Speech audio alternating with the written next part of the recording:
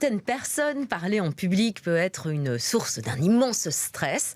Les mains deviennent moites, les joues se colorent, la transpiration fait son apparition et la gorge se noue. Pas évident ensuite de s'exprimer devant un auditoire, quel que soit le nombre de personnes présentes ou leur fonction. Alors, pour vous aider, pour aider à prendre la parole, certains d'entre vous, eh bien, il existe des techniques, on a des astuces pour vous et certaines se trouvent dans l'ouvrage Oser parler et savoir dire d'Arnaud Rioux qui nous rejoint ce midi. Bonjour. Bonjour. Vous êtes auteur mais également metteur en scène, comédien, coach. Pour vous, cela n'a jamais été un problème de vous exprimer en public? C'est la question qu'on a envie de vous poser d'emblée. Eh bien, justement, c'est exactement l'inverse. J'étais plutôt très timide, très difficile de parler en public, et donc ça a été un apprentissage que j'ai commencé depuis le départ, dès mes 17-18 ans, où j'ai commencé ma vie professionnelle en tant qu'acteur, et où donc j'ai appris. Mais initialement, c'était presque un contre-emploi pour moi de communiquer, ce que je fais maintenant tout le temps.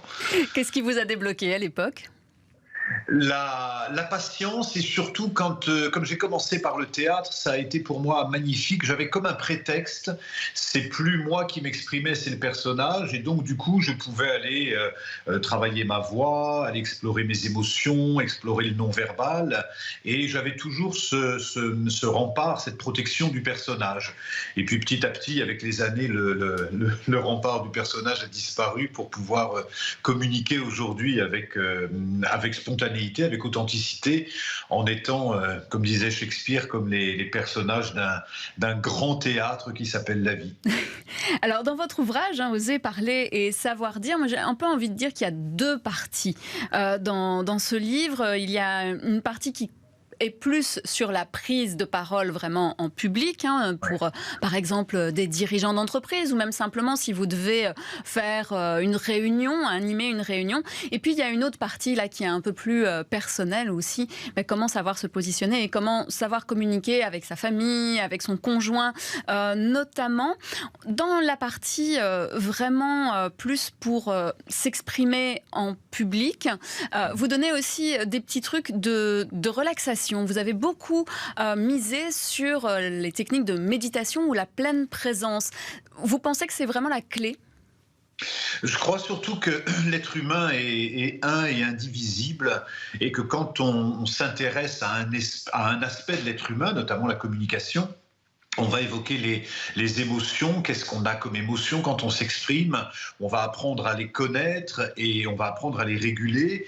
Et pour les réguler, on va s'appuyer sur la respiration, sur la méditation, sur la pleine conscience, des outils, des supports qui existent depuis la nuit des temps, qui sont des outils, on pourrait dire, spirituels, mais qu'on peut vraiment intégrer dans notre quotidien.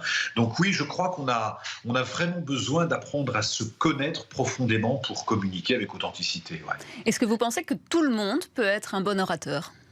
Alors, je crois vraiment, oui, j'en suis même persuadé, mais pas avec le même niveau de travail. Certains sont très doués, spontanément, en tout cas pour dire ce qu'ils ont à dire.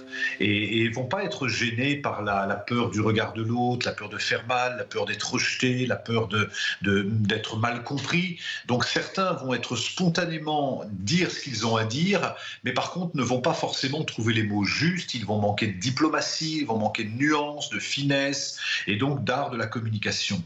Et avec du temps, avec le fait d'apprendre à se connaître, c'est quelque chose qu'on n'apprend pas à l'école. On apprend beaucoup de choses à l'école, mais on n'apprend pas à communiquer, on n'apprend pas à se connaître.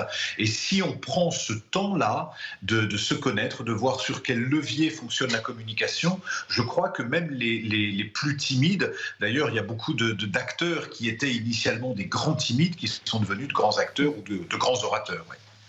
Et est-ce que vous dites, il faut parler de soi, c'est ce que vous avez expliqué. Ouais. Quand on fait un exposé, il faut captiver son public dès les premières secondes, parce que ce dont il va se souvenir, c'est les premières secondes, et puis c'est la fin.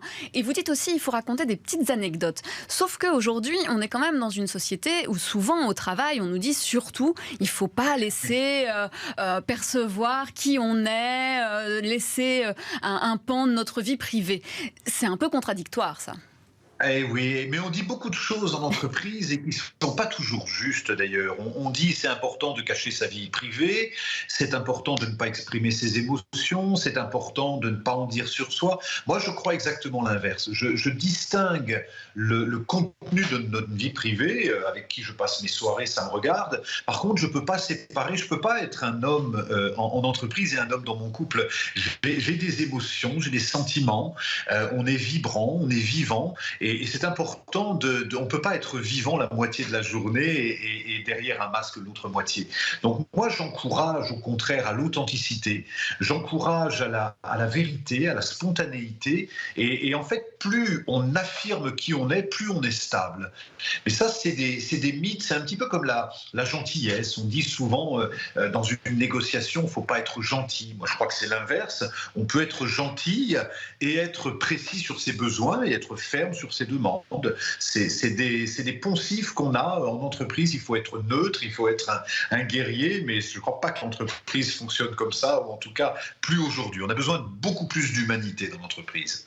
Vous parlez d'humanité, de dire ses besoins, ça c'est aussi sur la deuxième partie de votre livre dont je parlais au début, donc qui est plus aussi sur la communication en famille, avec des amis, avec un conjoint ou une conjointe. Vous parlez beaucoup en fait de communication non violente et de réussir à dire ce qu'on ressent au lieu de dire tu aurais dû faire.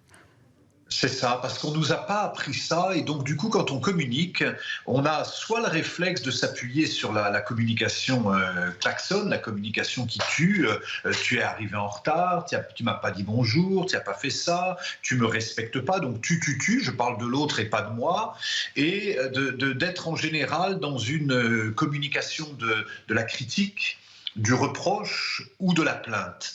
Et ça, ou alors la communication du silence, c'est-à-dire que je boude, je ne dis rien.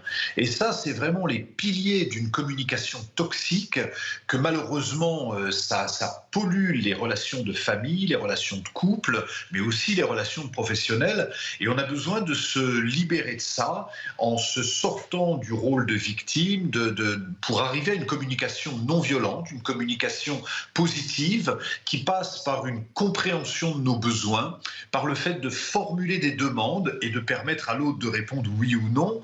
Mais ça demande une maturité de relation. En fait, c'est l'enfant qui communique en disant tu veux pas faire ce que je veux, tu n'es pas d'accord, etc. On dit qu'il est capricieux à ce moment-là aussi. C'est ça, il est capricieux, mais nous, les adultes sont souvent des capricieux cachés dans des corps d'adultes, parce qu'on n'a pas appris la communication. On a appris la géographie, l'histoire, les mathématiques, mais on n'a pas appris à communiquer. Et il n'y a pas un art qu'on ne puisse maîtriser sans l'apprendre. Ça n'existe pas. C'est-à-dire quand on parle de communication non violente, le tu et le je, ce serait du genre tu m'énerves vraiment. Non, on ne dit pas ça. On dirait plutôt je me sens déstabilisé. C'est ça, exactement. Ça, c'est du concret. C'est pas tu conduis trop vite, c'est j'ai peur oui. avec toi. C'est ça. Ouais, et donc on se prend, c'est même pas tu me respectes pas, c'est je me sens pas respecté.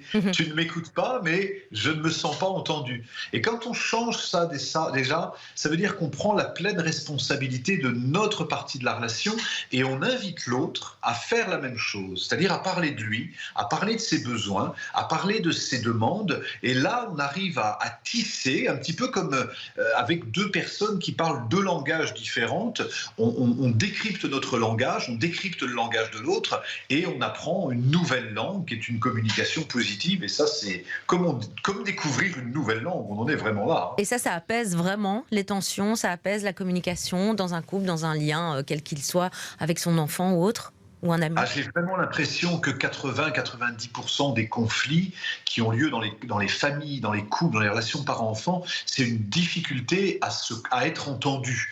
Tu ne me respectes pas, tu ne sais pas m'écouter, c'est pas ce que j'ai voulu dire.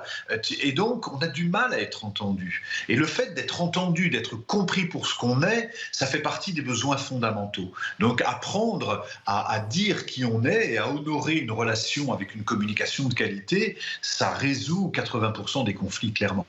Voilà, en tout cas, si vous avez envie donc d'oser parler en public ou de mieux communiquer aussi en famille, vous trouverez aussi plein d'exercices dont on n'a pas pu parler, mais de respiration, de présence dans cet ouvrage. Donc, Oser parler et savoir dire d'Arnaud Rioux. Merci beaucoup de nous avoir rejoints. C'est aux éditions de l'Homme. Merci beaucoup.